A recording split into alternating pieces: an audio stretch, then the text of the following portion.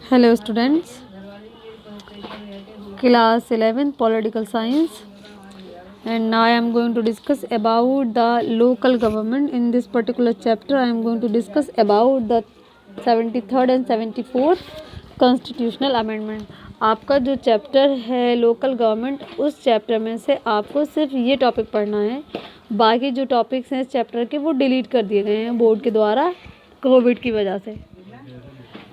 आपको पढ़ना है 73rd और 74th constitutional amendment. The 73rd and 74th constitutional amendment act 1992 in enjoin upon the state to establish a 3-tier system of panchayat at the village, intermediate and district level and municipalities in the urban areas respectively. अगर हम 73rd और 74th constitutional amendment act की बात करें तो 1992 में 3-tier system बनाया गया। 3-tier सिस्टम ऑफ पंचायत का मतलब क्या होता है? विलेज लेवल, इंटरमीडिएट लेवल और डिस्ट्रिक्ट लेवल पर गवर्नमेंट काम करेगी। और अगर हम अर्बन एरिया में बात करें तो म्यूनिसिपैलिटीज़ होंगी।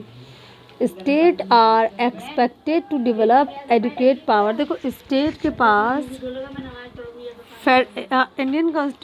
इंडिया में जो हमारी गवर्नमेंट है वो फेडरल प्रिंसिपल्स पर बेस्ड करती है। फेडरल प्रिंसिपल्स का मतलब है division of power. Division of power यानी कि according to the constitution of India powers को डिवीजन कर दिया गया है। पावर्स का डिवीजन किया गया है। State are expected to develop educate power. देखो स्टेट के पास जो कॉन्स्टिट्यूशन ने उसको पावर्स दे रखी हैं वो है, सेंटर के पास पावर अलग है, यानी कि पावर्स को डिवाइड कर दिया गया है स्टेट लेवल, सेंट्रल लेवल और विलेज लेवल पर। सबकी अपनी अलग अलग रिस्पॉन्सिबिलिटीज़ हैं। फाइनेंस यानी कि स्टेट गवर्नमेंट को फाइनेंस या जो बजट होता है वो पास होता है सेंट्रल गवर्नमेंट से, और जो लोकल लेवल पर है उसको बजट पे या ग्रांट देने का काम है स्टेट गवर्नमेंट का।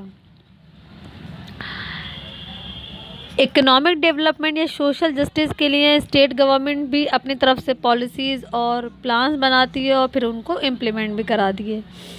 These Act provide a basic framework of decentralization of power and authorities to the पंचायती राज या municipal bodies at different level.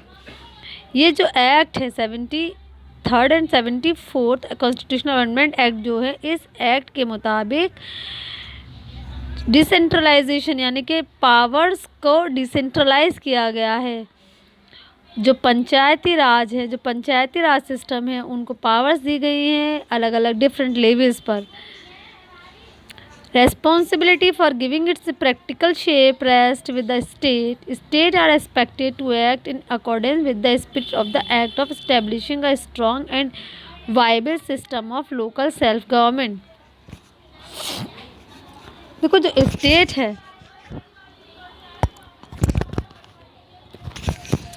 जो स्टेट गवर्नमेंट है, अगर हम स्टेट गवर्नमेंट की बात करें तो स्टेट गवर्नमेंट क्या करेगी?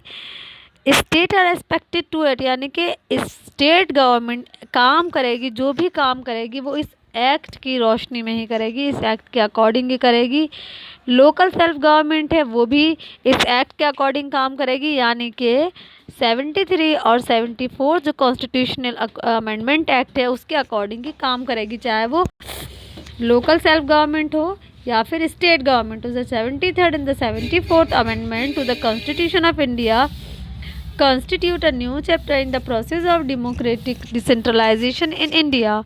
In terms of these amendments, the responsibility for taking decisions regarding activities at the grassroots level which affect people's life directly would rest upon the elected member of the people themselves. देखो यानी कि इस act के according, इस amendment act के according जो भी decisions लिए जाते हैं एकदम ग्राउंड लेवल पर, वो डिसीजन जिनसे लोगों की जो ज़िंदगी है वो डायरेक्टली उनसे इन्फ्लुएंस होती है, तो वो डिसीजन कौन लेते हैं? वो डिसीजंस लिए जाते हैं उन लोगों के ज़रिए जिनको पीपल्स, जिनको हम और आप डायरेक्टली इलेक्ट करके भेजते हैं। By making regular election to पंचायती राज।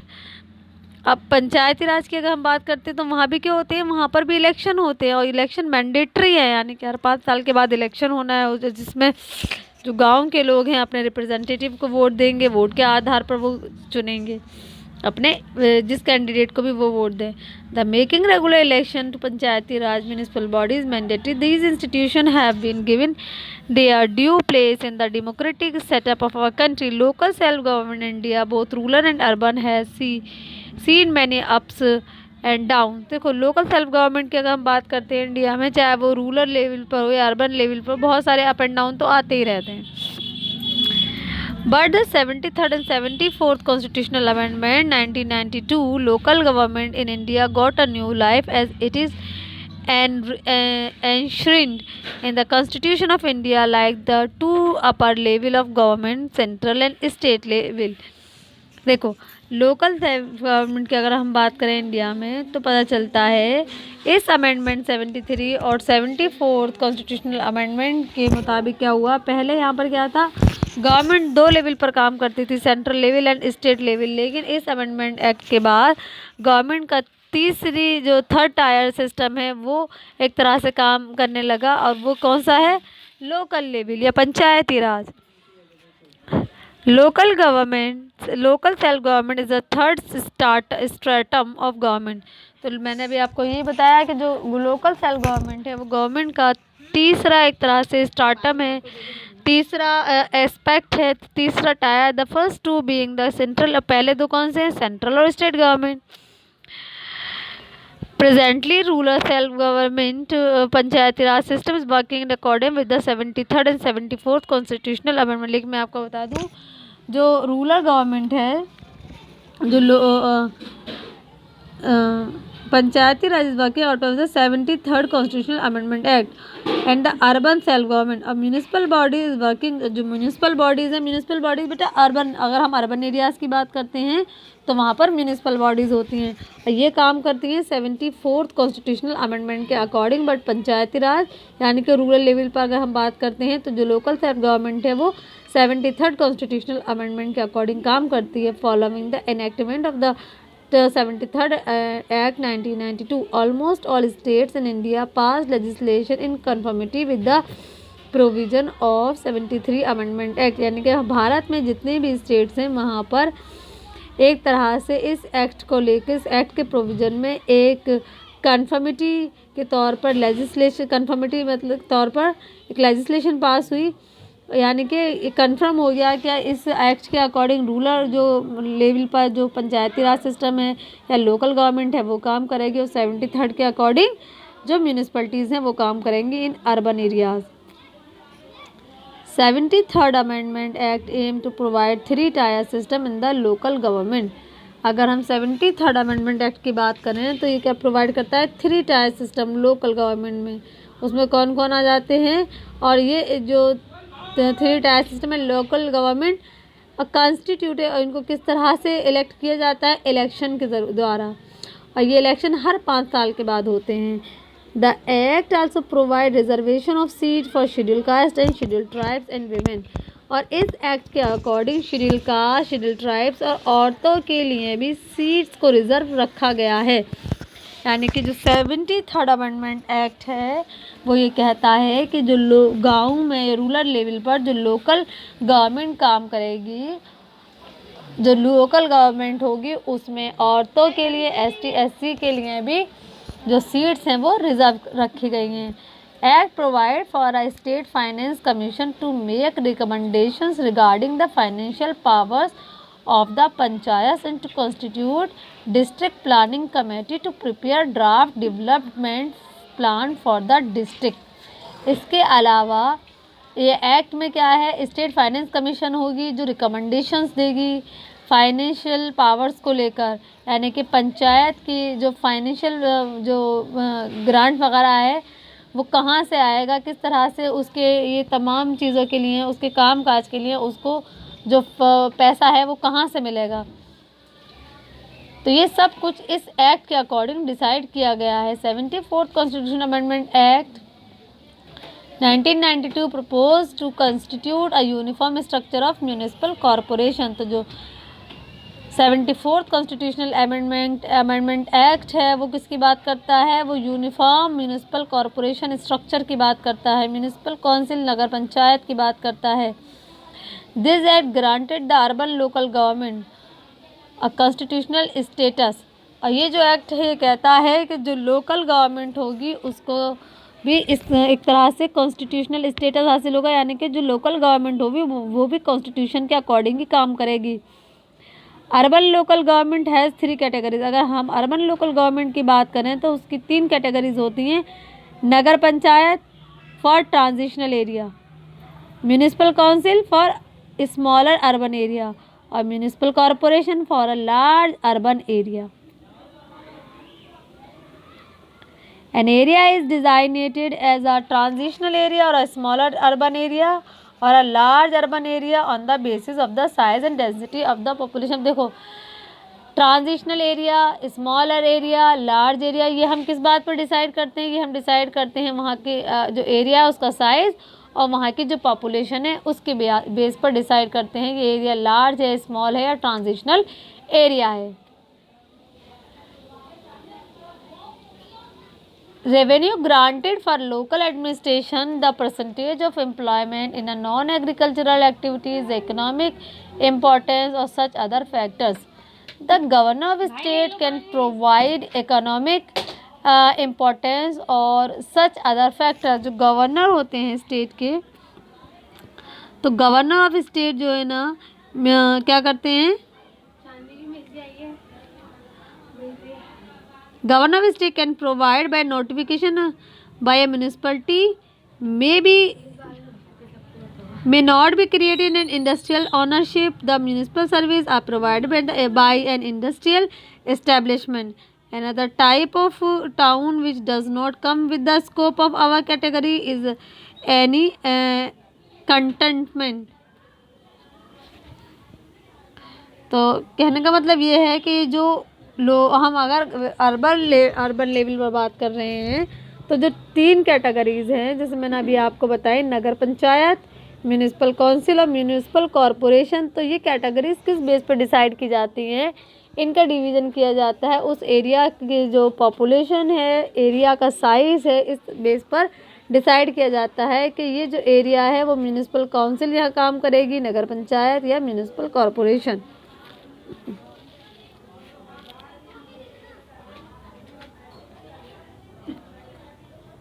बेटा हम अब देखते हैं salient features of the 73rd and 74th constitutional amendment act. 73rd the silent features of the 73rd constitutional amendment act are given below। The amendment stipulates for certain compulsory provision which are obligatory on the part of the state government to incorporate in their respective acts. Some aspects have however been left at the discretion of the state legislature to make suitable provision in their act। तो जो features है 73rd amendment act के वो हम अभी पढ़ने जा रहे हैं। The mandatory provision establishment of Gram Sabha at the village level. तो देखो अगर हम 73rd अमेंडमेंट एक्ट के देखें तो उसके साइलेंट फीचर क्या हैं कि विलेज लेवल पर एक ग्राम सभा को एस्टैब्लिश किया जाएगा। ग्राम सभा किस तरह एस्टैब्लिश की जाएगी, comprising of person registered in the electoral rolls relating to a village comprise with the area of panchayat. और ये आर्टिकल किसके अंदर है 243B। The state where gram sabha does not exist will have to make such provision, यानी कि village level पर ग्राम सभा का इस्टेब्लिशमेंट किया जाएगा और ग्राम सभा के इस्टेब्लिशमेंट में ग्राम सभा वो गांव के वो लोग जो इलेक्टोरल वोटर्स हैं वो हिस्सा लेंगे। Establishment of a 3-tier system of panchayat at the village level, intermediate and district level, यानी कि पंचायत के 3-tier सिस्टम ऑफ पंचायत यानी कि 3-tier सिस्टम का इस्टेब्लिशमेंट किया जाएगा। वो 3 लेवल कौन से हैं, विलेज लेवल, इंटरमीडिएट लेवल और district level. In all the state and union territories accept in those having a population of less than 20 lakh. ये बेटा आप सिर्फ इतना करेंगे इसमें कि establishment of 3 tier system of panchayat at village, intermediate and district level. उसके बाद हम बात करते हैं नेक्स्ट फीचर की। All levels of panchayat will consist of person elected directly from the territorial constituencies in the panchayat area. यानी कि पंचायत के जो लेवल्स हैं उन सभी लेवल्स पर जो लोग इलेक्ट होकर आएंगे वो डायरेक्टली लोग इलेक्ट होंगे, और यानी कि उस पंचायत के एरिया से जो भी उनके टेरिटोरियल कॉन्स्टिट्यूएंसीज हैं वहाँ से लोग डायरेक्टली इलेक्ट होकर आएंगे। डायरेक्टली इलेक्ट होने का मतलब है कि गांव के जो लोग एडल्ट हैं जो वोट डालने की एज यानी कि जो 18 या 18+ एज रखते हैं तो वो लोग जो वोट डालने की के काबिल हैं वो वोट के बेस पर उन्हें अपने जो भी रिप्रेजेंटेटिव हैं उनको इलेक्ट करेंगे। All the members of the panchayat whether or not directly elected shall have the right to vote in the meeting. Panchayat के सारे मेंबर्स जो इलेक्ट होकर आए डायरेक्टली या डायरेक्टली इलेक्ट होकर नहीं आए तो उन्हें वोट मीटिंग में वोट डालने का अधिकार होगा पंचायत की मीटिंग में। Chairperson of panchayat at the intermediate and district level shall be elected from among the directly elected member representing the territorial constituencies. Panchayat का जो चेयरपर्सन है at the intermediate and district level पर उसको वो लोग अपने ही मेंबर्स में से डायरेक्टली इलेक्ट करेंगे। एंड रिजर्वेशन, इसके अलावा यहाँ पर जो मेंबर्स होंगे उनमें जो भी पंचायत में जो मेंबर इलेक्ट होंगे तो ST SC औरतों के लिए क्या होगा, सीट्स को रिजर्व किया जाएगा। Reservation of seat for ST SC in the proportion, यानी कि पॉपुलेशन के अकॉर्डिंग, पॉपुलेशन के हिसाब से औरतों के लिए ST SC के लिए रिजर्वेशन किया जाएगा। Reservation of seats in the panchayat 1/3 of the total number of seat both reserve and unreserve category shall be apart for women. यानी कि 1/3 जो सीट्स होंगी, 1/3 of total number of seats की 1/3 जो सीट्स हैं वो औरतों के लिए रिजर्व होंगी हर एक पंचायत में। The chairperson of each level of panchayat shall be reserve for ST SC in proportion to the population on rotation basis. Similarly, 1/3 post of chairperson of each level of panchayat shall be reserved for women on the rotation basis.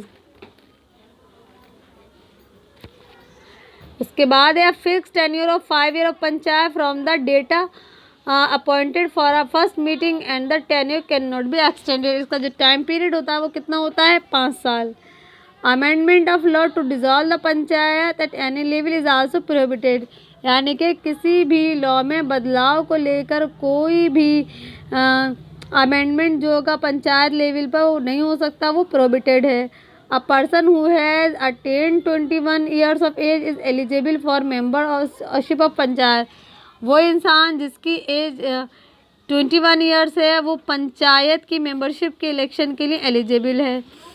Constitution of finance commission the state with 1 year from the commencement of the Constitution Amendment Act initially and thereafter every 5 years to be review the finance of panchayat and recommend the principle on the basis of which the taxes to be appointed।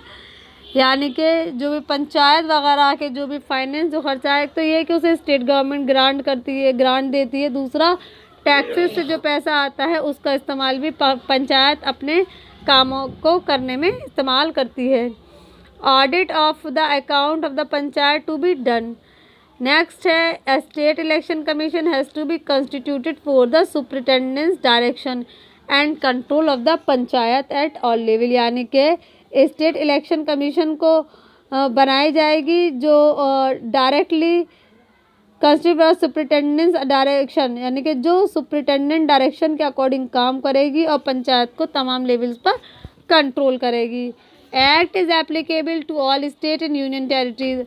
और ये जो act है इसको तमाम state और union territories में इसको apply किया जाएगा।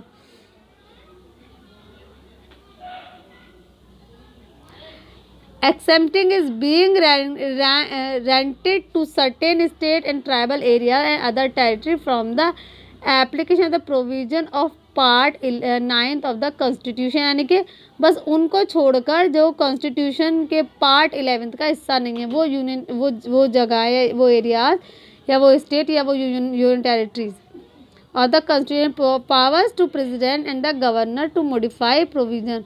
और अगर जो हमारा पार्ट कॉन्स्टिट्यूशन का जो पार्ट 9th है उसमें किसी भी तरह का कोई मॉडिफिकेशन करना है तो ये अधिकार किसके पास है, गवर्नर या प्रेसिडेंट के पास है। The existing law relating to panchayat which are inconsistent with the provision of act shall continue to be in force until its amend or repeal within 1 year। यानी कि जो भी लॉ पंचायत में चला आ रहा है इसको फॉलो किया जा रहा है तो उसमें क्या है, आपको क्या करना है, with the provision of the act shall be, तो वही कंटिन्यू रहेगा।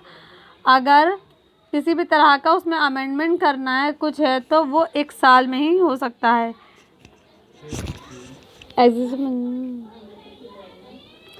Court are not to interfere in the electoral matter such as delimitation of the constituency, allotment of seat and election to any panchayat. यानी कि जो court है वो electoral जो matters होंगे पंचायत के उसमें किस तरह का इंटरफेयर नहीं करेगी। और इलेक्टोरल मैटर कौन कौन से, जैसे कि डेलिमिशन ऑफ कॉन्स्टिट्यूएंसीज है, अलॉटमेंट ऑफ सीट्स है, या पंचायत के इलेक्शन है, या पिटीशन है, चैलेंजेस हैं, challenging the election of any panchayat can be presented to decide these mandatory provision the state legislature has been empowered to have legislation in respect of a wide range of subject including on such matter as functioning of the panchayat and so on। यानी कि court जो होगी पंचायत के matters में interfere नहीं करेगी। Next आपका है 74th amendment. This topic I will discuss in next video. Thank you very much बेटा।